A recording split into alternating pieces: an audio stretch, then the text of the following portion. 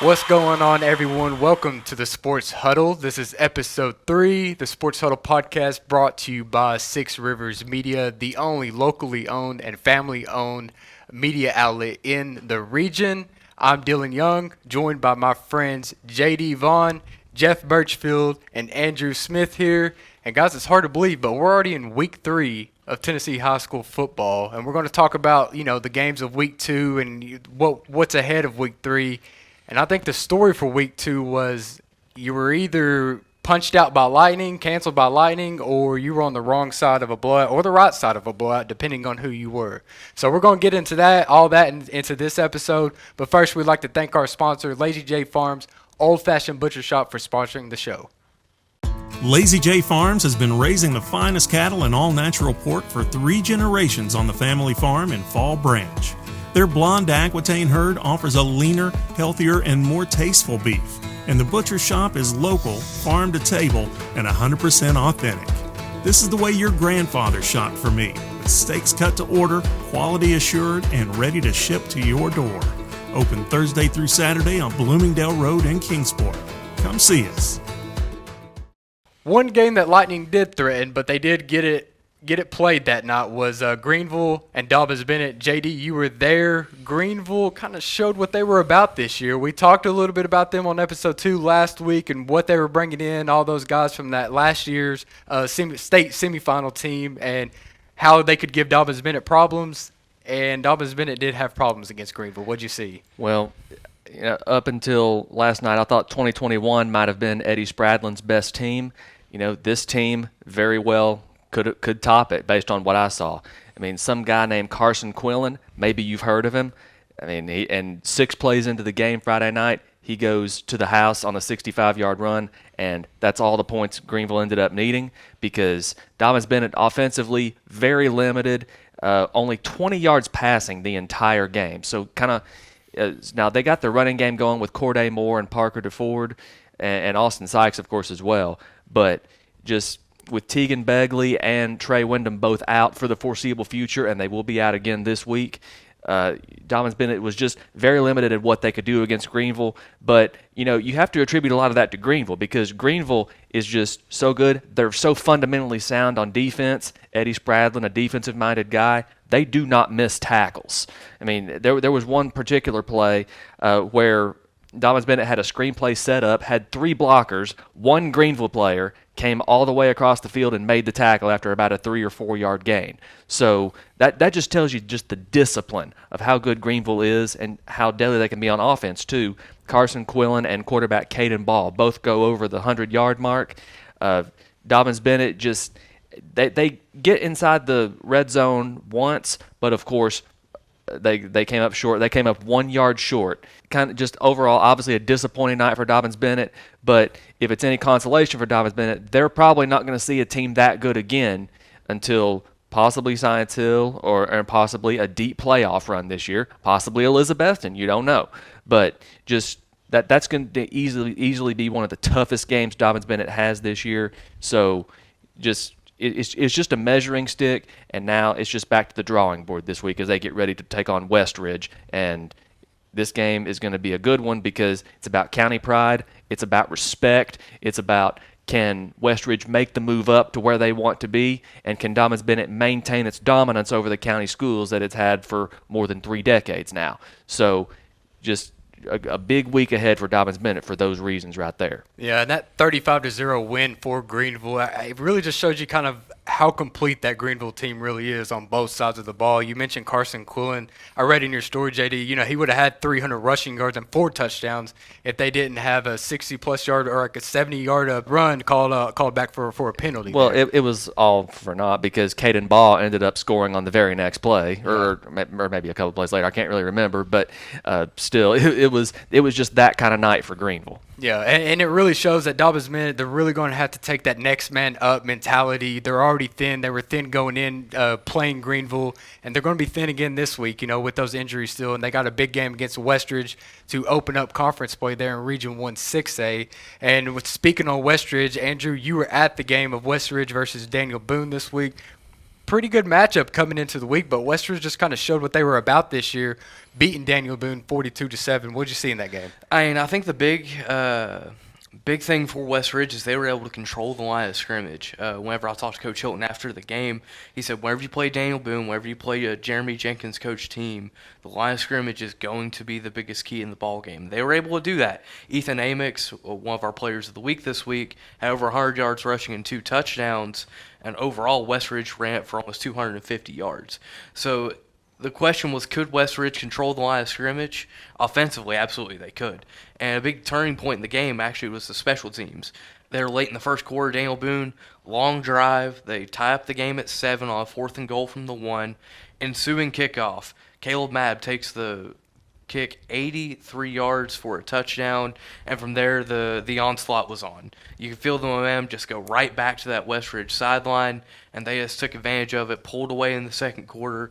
Didn't need to do much in the second half because they were already up 3 scores at halftime. And, yeah, it was just a very dominant display from West Ridge. And we talked about last week how Trey Frazier really showcased his ability to throw the ball in week 1.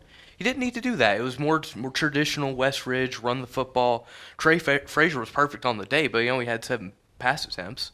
Didn't need to throw it much. And Trey, when I talked to Trey after the game, he was like, yeah, I mean, I definitely don't mind those kind of games where I can just kind of let the offensive line work, let the special teams do their thing. And, yeah, it's obviously a big win for West Ridge. I think this is probably the best chance they've had as a school to break that county win streak over Dobbins-Bennett. We talked about that from the Dobbins-Bennett side. This is a West Ridge team that's confident. They're physical. They can swarm defensively. It's really impressive to see so many Blue Hats just swarming to the football against Daniel Boone on Friday. And, yeah, this is a very dangerous West Ridge team in Region 1-6A. Yeah, and that was a game that started off close. It was 7-7, and the West Ridge just took off from there. And especially, you mentioned those 2 kickoff returns. I mean, that's electric. Yeah. I think, a kickoff return or a punt return, that's just like the most electrifying play in football that you can have, and it really just sucks the life out of your opponent. And you kind of see Daniel Boone there kind of struggle to get back in that game. What do you think of receivers Caleb Mabb and Dylan Bennett? I feel like those are 2 dangerous receivers that Trey Frazier can really use out there in the field. Yeah, and obviously Caleb took back that kick return, able to showcase his electricity there. Didn't really get to showcase as much skill set on the outside, but we talked about that kickoff return, very electric with the ball in his hands. And, Trey Frazier had a 44-yard touchdown in there as part of his 7 pass attempts, and it was to one of his receivers. And just a little quick hitch route and just ran after the catch ability for a good 40 yards of that 44-yard run. So overall, I mean, yeah, it's a very deep receiver core, I would say, with the Wolves. It's not one that, like I said, they had to showcase much of on Friday against Daniel Boone, but look for him to make some more plays this coming Friday against the Indians of Dobbins-Bennett. Yeah, and for this Daniel Boone team, they're still trying to find the rhythm on both sides of the ball, especially on that offense led by sophomore quarterback Cole Stevenson, and they have a really, really big game this week coming up. We'll get to that later, but first we'll go over there to Scott County, Virginia, where I was at last Friday. Gate City beat Richlands 20-0. It was Gate City's first back-to-back wins over Richlands to open up the season since 2008-2009, so really good win for them. Really good win for the Blue Devils there. They controlled this game in the trenches. Offensive line, defensive line. Let's talk about the defense first. The defense held Richlands to 79 total yards and only had 5 first downs in that game. Richlands did rush the ball 22 times but only accumulated 13 rushing yards. That just shows you that defensive line for Gate City was just smothering that the Richlands backfield, just getting back there, stopping all the momentum that Richlands would try to gain there. The first drive of the game for Richlands, they spent most of the time backed up against their own goal line there, and that was pretty much the story of the night for Richlands. They couldn't get anything going, and credit to the Gate City defense for making that happen. I mean, they were all over the ball there. Then you flip over to the offense, and you got one big name, Walker Hillman. Had 26 carries for 236 yards and added a touchdown in there.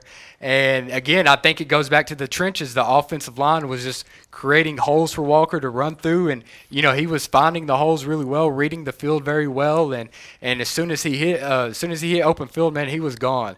He put some speed on, had some power in that game, and really showcased what he might be able to do this year as a junior for Gate City. Last year, he just had barely over 1,000 yards rushing, and after one game this season, he's already 1/5 of the way there to 1,000 yards. So not a bad way to start this season for Walker Hillman. And I also want to talk about Corey Bird, another running back. He gathered just a little over 90 yards, and most of those were on one play after Gate City got backed up against their own end zone. Well, they were at their own 14-yard line. Corey Bird took the handoff and dashed 86 yards to the house. Man, an electrifying touchdown there for the Gate City to go up 14-0 there in the third quarter. And then quarterback Jackson Jones finished off the scoring for Gate City to go up 20-0. He had a little 1-yard touchdown run. And that quarterback situation, I know we talked last week about who the starting quarterback for Gate City was going to be. They had Caden Housewright, the sophomore, out there to start the game, but there in the first quarter, Caden went down with an apparent leg injury and never came back in. Not sure about his injury status there. He was on crutches after the game, so not sure how long he will be out. But Jackson Jones did come in, the senior, and he finished out the game, quarterbacked them the rest of the way. Like I said, he had that one touchdown, and he did a pretty good job. But, it kind of does change your game plan when you plan to start with one quarterback and you've practiced the whole week with him, with being Caden Housewright in Gate City's sense, and then you got to come out and throw another quarterback. Fortunately, he was a senior, and it seemed like he was, pretty ready for the moment. And he didn't really have to pass the ball a whole lot because the Walker Hillman and the offensive line got it done for them. And Gate City opened up week 1 of Virginia high school football with a win there, and that was a really good win for Gate City. So we talked about Lightning canceling other games in the area, postponing other games. Jeff, your game, Science Hill, Anderson County, we were really looking forward to that matchup, great 6A versus 4A matchup. I mean, is there anything to talk about with Science Hill and Anderson County other than just Lightning ruin it for us? Yeah, I mean, just really disappointing, because like you said, it was looked at to be a really good matchup, good test for both teams. In these non-conference games, I mean, that's a lot of what they're doing, getting the teams ready for league play like that, So I ended up doing a story about the Science Hill girls basketball players, some of the legendary players getting their jerseys retired that night, and then going in the office and helping round up some of our other games. But unfortunately, that one got canceled. So did, Elizabethan at Morristown West, and then Happy Valley Unicoi. They made it till halftime, and it was 7-6 at halftime. Really good ball game going on. But the coaches decided, to call that one a no contest because a lot of times fans will wonder, well, why do they do that? But it's sometimes hard to get, everybody on the page as far as rescheduling a game like that. Yeah, and another game that got postponed until Monday. They had some Monday night football over there in Carter County. Was Johnson County over at Hampton. They played, I guess, like one drive there, and Johnson County went up 6-0 on Friday, and they suspended the game and finished that out on Monday night. On Monday night, Hampton went up 8-6 to start that to resume that game on Monday, but Johnson County in that triple option offense, they showed what they were about, winning that game 41-8. Y'all got any thoughts on that game that y'all want to throw in there? The Johnson County winning 41-8 over Hampton? And to me, that kind of came as a little bit of a surprise to me personally, knowing the way that Michael Lunsford wants to run that Hampton program. He preaches physicality. He preaches the line of scrimmage. And to see Johnson County go into J.C. Campbell Stadium and control the line of scrimmage like they did on Monday night, it's a bit of a shock. I think it says a lot about what this Longhorn team can do. Obviously, I got to see them in week 1 against Sullivan East, but even now being able to repeat that and have another dominant offensive performance like that, look out for the Longhorns the rest of this fall. Man, that is a very talented, very impressive triple option offense. Yeah, JD, I think you mentioned during the offseason that Johnson County could be a dark horse in that region. And you're kind of seeing it on display now through 2 games. Did you see that, before the season started with what they were bringing into the offseason, how they were running that offense? That offense is always a question mark because it can run really well if you know what you're doing, but if it's taking some time, it can be a struggle if you're just adapting to it. But it's clear to me 2 games in, Johnson County has already won 2 games that it lost last year, Sullivan East and Hampton. This year, the Longhorns are 2-0, and I got to tell you, the ground game, nobody's stopped it yet. So look out for the Longhorns. Longhorns and Gatlinburg-Pittman, that might be a good game. Johnson County and Unicoi County, we got some good football ahead of us with Johnson County. Yeah, for sure. And then Hampton, of course, they're still trying to find their rhythm and get right on the season. We're not really used to seeing them lose 41-8 like that, like we saw against Johnson County. Flipping to Cherokee and David Crockett, the comeback kids from a week ago, and they went into this game unbeaten, both getting week 1 wins under their belt, and one of them had to lose, and it turned out to be David Crockett this week. Cherokee 35, David Crockett 21. Of course, quarterback Landon Jeffers leading the Chiefs there for a victory.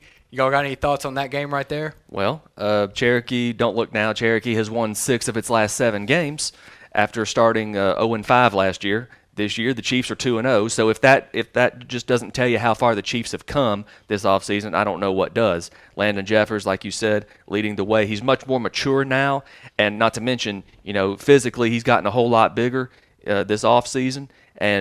And senior running back Hayden Hook, of course, with the touchdown to put the game away, cracks the century mark on the ground. The Cherokee Chiefs, they got a big one this week. They got Greenville coming to town, so look out for them come playoff time especially. Yeah, and Cherokee, I guess it could still be considered a comeback win there. They were down 13-0 to start the first quarter against David Crockett. Crockett opening up the game, opening up the gate, running wild there with A.J. Wynn and LaMarcus Dunn having a couple rushing touchdowns there. And Cherokee just able to get themselves back in it, make big defensive stops, and just, slowly or just gradually score and add to the scoreboard there. And eventually, I think Crockett was – in the second half, they were driving the ball and ended up fumbling it there at midfield, and Cherokee recovered. And after that, it was just all Cherokee. They went ahead with the rushing touchdown there and never looked back and won that game 35-21. We'll go back over to Scott County, Virginia football. Of course, week 1 over there. Really impressive game by Rycove, who crossed the border to play Hancock County. Of course, they beat Hancock County 62-6 there. And quarterback Landon Lane. Gosh. I'll give you 3 guesses as to who was behind that Rycove offense. It starts with Landon and ends with Lane. Basically, everything Rycove has done for the past couple of years, it goes right through Landon Lane, and why shouldn't it? The guy had over 100 yards rushing and over 100 yards passing, 8 total touchdowns. Holy cow. Yeah, 8 touchdowns is a lot. When you see I saw the box score that head coach Gary Collier sent, and it said 8 touchdowns. And I was like, are you serious? He scored 8 touchdowns. Yeah, 4 on the ground and 4 through the air. And, like you said, that offense just runs behind Landon Lane. They just follow his lead. And his receiver, Luke Jesse, caught 3 of those touchdown passes from Landon Lane. And then you go over to Twin Springs, another Scott County team. They opened up with a shutout. Twin Springs 27, Northwood 0. Julian Pascal had 20 carries for 147 yards and a score in that game. Scott County, Virginia, week 1 was really good. 3-0 there for Rock Cove, Twin Springs, and Gate City, all opening up their football seasons with wins there. All right, now we're going to get to our Sports Huddle game of the week. But before we get to that, we'd like to thank our sponsor, Lazy J Farms Old Fashioned Butcher Shop, for sponsoring the show. The Lazy J Farms tailgate box offers great value all season long. Get 40 pounds of meat for only $110. That's 5 pounds of beef patties and 3 pounds of chicken breasts. 1 pound of thick cut bacon, 3 packs of premium beef hot dogs and 2 packs of Chicago dogs, and 4 pounds of thick cut pork chops, all for $110 at Lazy J Farms Butcher Shop in Kingsport. Visit us online at lazyjbeef.com. For the Sports Huddle game of the week this week, no other. Guys, this is a really, really good one. The 54th edition of the Musket Bowl between David Crockett and Daniel Boone. This year it'd be played in Jonesboro. Guys, you've been a part of this. You've seen this. Jeff, you've covered this game. Talk about the history of this game, just the history of this rivalry first. Yeah, I've been fortunate enough to cover quite a few of these games, over the years. And just like you said, tremendous history there. Of course, the 2 schools people are named after actually have a history in Washington County. Like there's the famous deal where Daniel Boone killed a bear, Cillbar.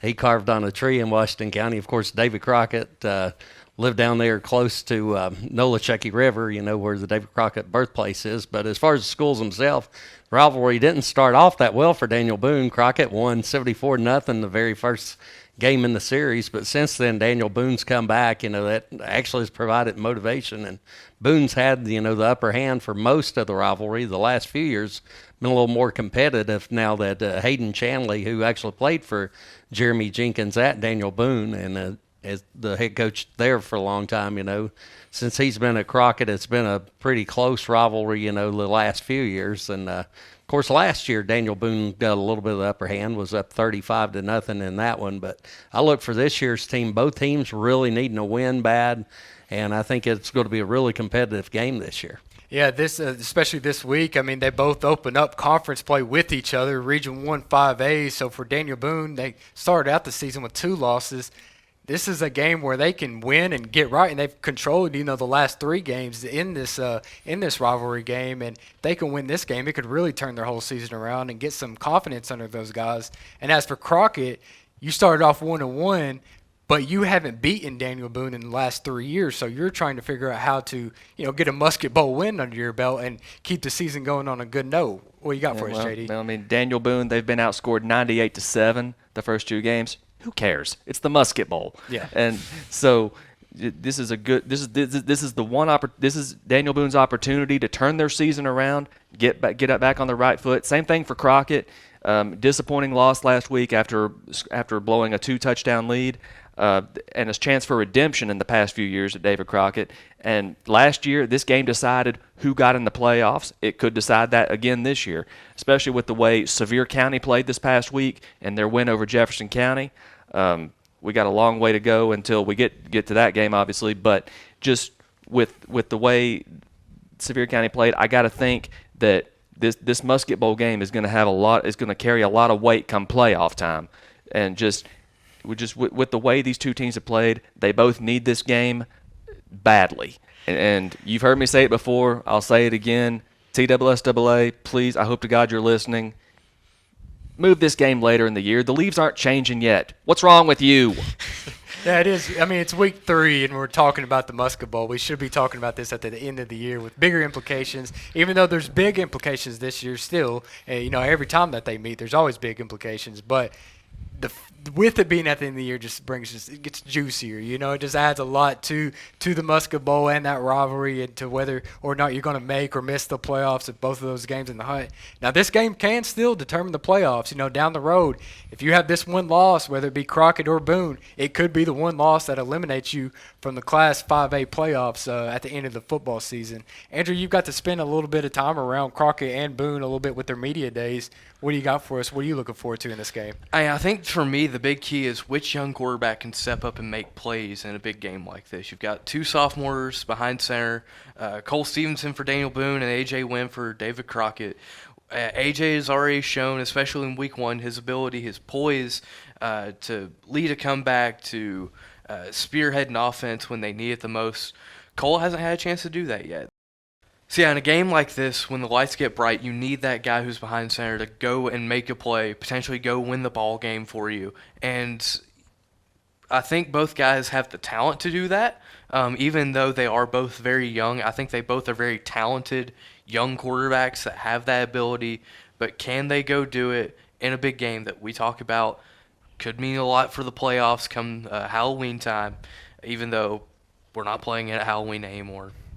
But it's going to be big. It's going to be big for both those young quarterbacks and their development to learn how to win in a big game like this. Yeah, everyone's looking forward to this game on the schedule this week. All right, let's hear from Crockett head coach Hayden Chanley before Friday's game. It's going to come down to execution. They do some things really, really well, especially up front on both sides of the football. And we just got to execute. We got to identify what kind of front they're in defensively and make sure we get a hat on a hat. And then defensively for us, we just got to maintain our gap, read our keys, flow to the football, and tackle well, which we need to improve on from the last 2 weeks. And hopefully we do that Friday. All right, some other big games of the week. We talked a little bit about it earlier. This is another really, really big game. Dobyns-Bennett and Westridge. Of course, Westridge goes over to Dobyns-Bennett to play this game. Westridge is 2-0 to start out the season. Dobyns-Bennett 1-1. JD, you're going to be covering this game. What do you got for us? Well, not since 1993 has a Sullivan County school defeated Dobyns Bennett. If you're wondering, it was Sullivan South, the eventual 4A state semifinalist Sullivan South. The final score was 33-7, and the game was in Death Valley. This game at Dobyns Bennett this week, this is going to be about, like I said earlier, respect. It's going to be about West Ridge trying to make the move up to the level of Dobyns Bennett, and it's going to be about Dobyns Bennett trying to maintain their superiority over the Sullivan County schools and trying to stay in the conference race. And the loser of this game is already falling behind and playing catch-up, so you kind of get Tennessee-Florida feels from the 1990s, where the winner is in the driver's seat and controls their own destiny, and the loser has to play catch-up the rest of the year and, hope for things to happen. But, this game, we got West Ridge last year, and they still do it this year. With a quarterback like Trey Frazier, they can run two different offenses in the same series. I mean, just because they're so equipped to do that with guys like Trent Tatum at tight end, who, of course, moved off the offensive line. We've touched on that before. And Ethan Amix in the backfield. And here's what Joey Christian had to say about trying to prepare for two different offenses. Well, or trying to.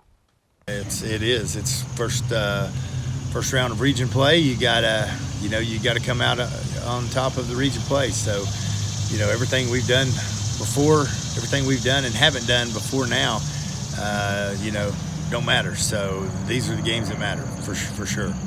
This is a game where you got guys that live in the same neighborhood and go into different schools. I mean, the school footprints crossover. So you got guys, especially in the Colonial Heights and in the, some of the Bloomingdale top that neighborhoods, crossover where they could go to either school. So I don't know if there's a respect or whatever, but there's like you said, I think you're right on pride, and I think they're so well coached. I think that Coach Hilton and his staff do such an incredible job. And, like you said, you have to prepare for two offenses, and you can't. I mean, there's not enough time in the week to fully prepare for two offenses. And like you said, they'll go from four wides. It'll be 3-by-1, 4 wide, and the next play they're in there shoe to shoe, double tight, double wing, and running wing T power type stuff. So that's a tough order. Dobyns Bennett, once again, they're going to be they've been shorthanded all year. They're going to be shorthanded again this week. It's kind of just the theme of Dobyns Bennett's year so far. They're going to be without Tegan Begley and Trey Wyndham again this week. So once more, they'll call on Corday Moore and Parker DeFord to lead the way in the backfield. Quarterback Austin Sykes, of course. Like we said, threw for only 20 yards last week. Peyton Franklin, the tight end, a major factor against Farragut in week 1. Obviously, Greenville keyed on him last week. So, in Dobyns Bennett, most of their passes this year have been short stuff, just short screen passes, dump-offs, short crossing patterns, things like that. We haven't really seen Dobyns Bennett air it out and go deep. So will we see Dobyns Bennett go deep this week? That's going to be a key for the Indians this week. And now on the flip side, when we got West Ridge, can the Wolves get over the hump? Because last year the Wolves, we may remember, jumped ahead to a 14-0 lead. Dobyns Bennett responded with 41 straight points. Tylen Taylor with 10 catches, 3 touchdowns, just a monster game last year in Blountville. So for the Wolves, it's a matter of getting over the mental hump and getting up to the level of Dobyns Bennett, making that important move if they want to be taken seriously in the Big East Conference. And here's what Justin Hilton has to say about this week's game. Well, we want to get ourselves back where we were that first year. We want to host a playoff game. This program, the expectations need to be we're going to be in the playoffs. We need to be fighting for a home playoff game. And to do that, you've got to beat teams like Dobyns Bennett, Science Hill, and Jeff County. So I think it's just as much about standings and getting yourself in good position in the conference early on. Well, obviously, it starts with the quarterback. He's such a good runner. They're banged up right now. So when we've seen them, it's been with a lack of running backs. So the quarterback grabs your attention because he can go score on any play. And I feel like against Farragut, they were just taking what they were giving them. So maybe they're not just throwing it short all the time, but that's what Farragut was giving them. So they were kind of taking that. We don't know what to expect at running back because we don't know who's going to be back and who's not. But we're going to be prepared as if Begley's going to be back there and ready to go. And, he adds another dimension to the game because he's got a lot of speed. You'll see us in both offenses. I mean, you'll see us get in and out of them and move around. You'll see Trent at tight end and at tackle. He's multiple. We're going to do what we feel like can make us successful, and we do need to get guys in space and give them the ability to make plays. But that's easier said than done because you still got to block that front forward that they got. So, how's our offensive line going to hold up? Are we going to be able to run the ball enough to open up the passing game? I think those are all questions that are going to be answered throughout the game. So Dobbins-Bennett, Westridge, kickoff 7 o'clock at J. Fred on Friday night. This one ought to be a good one. It's about pride. It's about respect. And speaking of pride and respect, Science Hill and Jefferson County, it's been a long time since we've said this, Science Hill against defending conference champion Jefferson County. So there's a lot on the line in this game, Jeff. Yeah, the other Big East Conference game middle of the week, there's going to be really a good matchup. Last year, Jefferson County won 25-21 over Science Hill. Good news for Science Hill is Jeff County graduated at running back Amarian Mills, who was player of the year in that league. But the problem is Skylar Thomas has come in. He's another good back, that Jefferson County's got. But I asked Stacy Carter, the biggest concern, and it's just the pure size up front of that offensive line. They've got 2 players with Nick Moore, who's committed to the University of Tennessee. He is 6'3", 307 pounds, and the other offensive tackle is Grant Arnold, and he's a little guy compared to him, just 6'4", 300 pounds. Little. So, you've got the rest of that line is 275, 256, 253. So, those huge offensive line, for a high school level. Well, they're huge. That would be the big thing. They're, like the old Jeff County teams that were in the 80s. There's some big kids, especially on the offensive and defensive line, and they have one kid committed to the University of Tennessee and a couple other big, huge kids and strong kids, and that's the thing that kind of jumps off the page. You look at the depth charts, you look at the weights and the heights, and they're physical, and they've always been physical. So it's going to be a tough game.